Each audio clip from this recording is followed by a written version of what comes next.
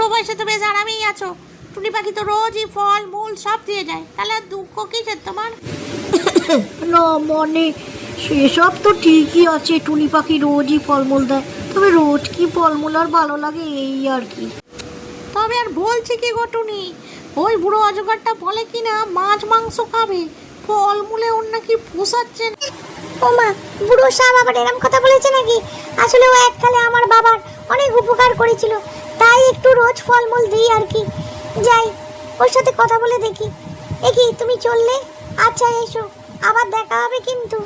এই রে, আজকে একটু দেরি হয়ে গেল বুড়ো সাহেবকে খাবার দিতে। তাড়াতাড়ি যাই, নাহলে আবার ক্যাচ ক্যাচ করবে। এদিকে টুনির ছানা ঘুম থেকে উঠে মাকে না দেখতে পেয়ে বলল, ওমা মা, কোথায় গেলে তুমি? শোনো সাপ ভাইয়া, তুমি নাকি কাক ভাইকে বলেছো যে তোমার ফলমূল ভাল লাগে না। দেখো ভাই, ফলমূলের বেশি কিছু আমি দিতে পারবো না, এটাই আমার ক্ষমতা। তুমি এককালে আমার বাবার উপকার করেছে, তাই আমি উপকার করতে আসি। তোমার এখন বয়স হয়েছে, বেশি খাই না করে আসন্ন বর্ষাকালে কোথায় থাকবে সেটাই ভাবো। ও কাকটা বুঝি বানিয়ে বানিয়ে তোমায় এসব বলেছে? না না, আমি এসব বলিনি। আর আমার মতো বুড়ো সাপকে কে থাকতে দে? চিন্তা করো না, আমার বাসায় তোমায় বর্ষাকালে রাখবো, বুঝলে? এই তো মা, তুমি এসে গেছো। ফলের ঝুড়ি নিয়ে রোজ কোথায় যাও? আজকে তোমায় বলতেই হবে। আয় বাচ্চা, সব শোনো বাচ্চা, তোমায় তাহলে আজকে গুছিয়ে গল্পটা বলি। আজ থেকে 6 বছর আগে ওই সাপটাই তোমার দাদু মানে আমার বাবাকে এক ভয়ানক বিপদের হাত থেকে রক্ষা করেছিল।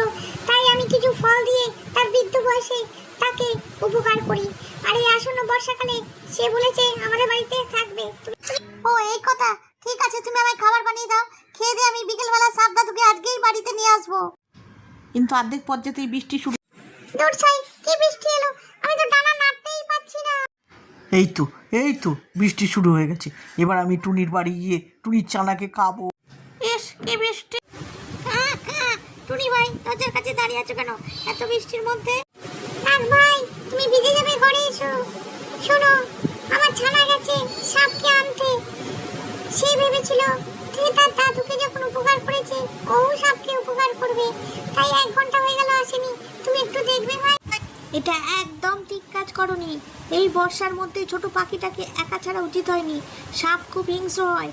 আচ্ছা দাঁড়াও, আমি দেখছি। 1 ঘন্টা পর। আরে এত দেরি করছে কেন? এখনো কাক ফিরলো না, আমার ছানাও ফিরলো না, আমাকেই দেখতে হচ্ছে ব্যাপারটা। যাই, সাপের বাসায় গিয়ে দেখি ওরা সব কি করছে। আরে এত জোরে বৃষ্টি পড়ছে, তবু আমি যাই। আরে টুনি, তোমার বাচ্চাটাকে সামলাও। আমি আর আমার বন্ধুরা ঠিক সময় এসে পড়ে বাচ্চাটাকে বাঁচিয়েছি, নাহলে সাপটা খেয়ে নিত। মা মা, আয় বাচ্চা আয়, আর কোনো ভয় নেই। শয়তান সাপ, বেঈমান সাপ, আমি তোমায়